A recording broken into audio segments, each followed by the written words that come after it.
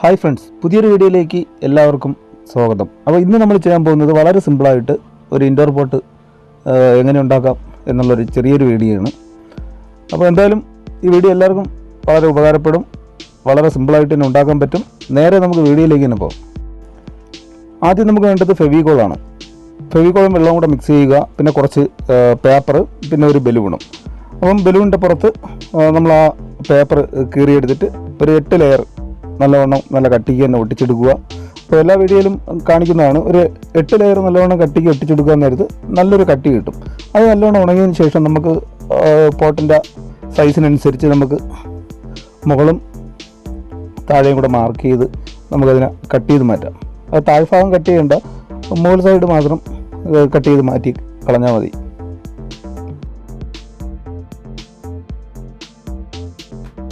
ഇപ്പം മുകൾ ഭാഗം കട്ട് ചെയ്തിട്ട് നമുക്കിനി അടി സൈഡ് നല്ലവണ്ണം അകത്തോട്ട് മടക്കി അങ്ങ് വയ്ക്കാം. മടക്കി വെച്ചാൽ അതിൻ്റെ അക സൈഡും കൂടെ നല്ല ഷേപ്പ് വരത്തക്ക രീതിയിൽ കൈകൊണ്ട് തന്നെ നല്ലവണ്ണം അമർത്തി കൊടുത്ത് തറയിലിരിക്കത്തക്ക രീതിയിൽ ഷേപ്പ് ചെയ്തെടുത്തിട്ടുണ്ട്. ഇനി അടുത്ത് നമുക്ക് വേണ്ടെന്ന് പറഞ്ഞാൽ വൈറ്റ് സിമെൻറ്റും വെള്ളവും കൂടെ മിക്സ് ചെയ്താണ്. നിങ്ങൾക്ക് വേണമെങ്കിൽ മാത്രം ഇതിൽ ഫെവിക്കോളോ വൈറ്റ് ഗ്ലൂ എന്തെങ്കിലും ഉപയോഗിക്കാം. ഞാൻ ഇതിൽ ഉപയോഗിക്കുന്നില്ല. അപ്പോൾ നല്ലൊരു മീഡിയം കട്ടിക്ക് നല്ലവണ്ണം കലക്കിയിട്ട് ഫസ്റ്റ് ലെയർ നമുക്ക് അതിനകത്ത് ഒഴിച്ച് നല്ലവണ്ണം കറക്കി എടുക്കുക, എല്ലാ സൈഡിലും പറ്റത്ത രീതിയിൽ. അത് ഏകദേശം ഒന്ന് ഉണങ്ങിയിട്ട് ഏകദേശം ഒരു മണിക്കൂറൊക്കെ കഴിയുമ്പോൾ നല്ലവണ്ണം ഉണങ്ങും. അത് കഴിഞ്ഞ് നമുക്ക് സെക്കൻഡ് ലെയറും കൂടെ ഒഴിച്ച് അതേ കണക്ക് തന്നെ കറക്കി എടുത്ത് കൊടുക്കുക. അപ്പോൾ ഉണങ്ങുന്നതിനനുസരിച്ച് ഏകദേശം ഒരു 8 ലെയർ ഇതേ കണക്ക് ഒഴിച്ചെടുക്കുമ്പോൾ നമുക്ക് പോട്ടിന് ആവശ്യമായൊരു കട്ടി കിട്ടും. അപ്പോൾ ഒരു 8 ബാക്കി ഒരു 6 ലെയറും കൂടെ ഉണങ്ങുന്നതിനനുസരിച്ച് ഒഴിച്ചു കൊടുത്തതിന് ശേഷം അത് ഒരു 2 ദിവസം കഴിയുമ്പം നല്ലോണം ഉണങ്ങി കാണും. അത് കഴിഞ്ഞിട്ട് നമുക്ക് അതിൻ്റെ പുറത്തുള്ള പേപ്പറെല്ലാം ഇളക്കി മാറ്റാം. പേപ്പറെല്ലാം ഇളക്കി മാറ്റിയിട്ട് നമുക്ക് എംബേൻ്റെ പേപ്പർ ഉപയോഗിച്ച് അതിൻ്റെ പുറത്ത് നല്ലവണ്ണം പേപ്പർ ചെയ്തെടുക്കാം. അപ്പോൾ പേപ്പർ ചെയ്തെടുക്കാൻ നേരത്ത് നല്ല ഫിനിഷിങ് ആയില്ലെങ്കിൽ എവിടെയെങ്കിലുമൊക്കെ ചിലപ്പം തടുപ്പും കുഴിവൊക്കെ കാണാം.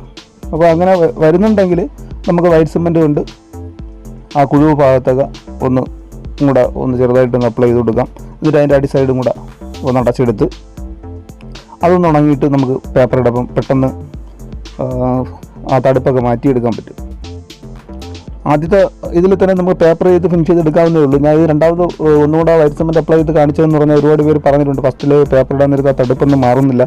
അതുകൊണ്ടാണ് ഞാൻ ഒന്നും കൂടെ അപ്ലൈ ചെയ്ത് കൊടുത്ത് രണ്ടാമത് പേപ്പറും കൂടെ ഇട്ട് ഫിനിഷ് ചെയ്തെടുത്ത് കാണിച്ചത് ഈ വീഡിയോയിൽ. അപ്പോൾ അതെല്ലാം കഴിഞ്ഞ് പേപ്പർ ഇട്ടതിന് ശേഷം അടുത്ത് നമുക്ക് വേണ്ടത് വാൽപുട്ടിയാണ്. അപ്പോൾ വാൽപുട്ടി ഒരു മീഡിയം കട്ടിക്ക് വെള്ളത്തിൽ ഒന്ന് മിക്സ് ചെയ്തെടുക്കുക.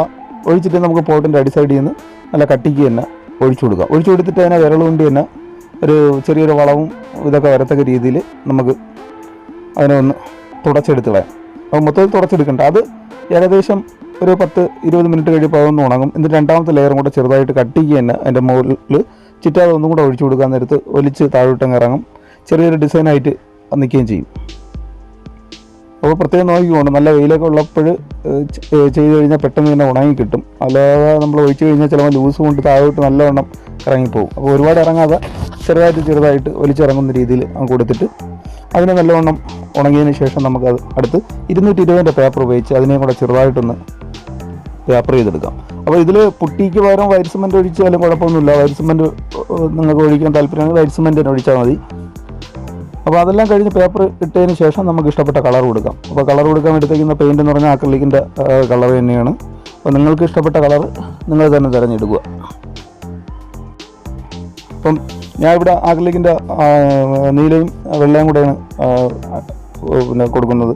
അപ്പം പെയിൻ്റെല്ലാം കൊടുത്ത് ഉണങ്ങിയതിന് ശേഷം നമുക്ക് വേണമെങ്കിൽ ഒരു കോട്ട് ക്ലിയർ വാനിഷ് കൊണ്ട് അടിക്കാൻ നേരത്ത് കാണാൻ ആ പോട്ട് നല്ലൊരു ലുക്കായിരിക്കും.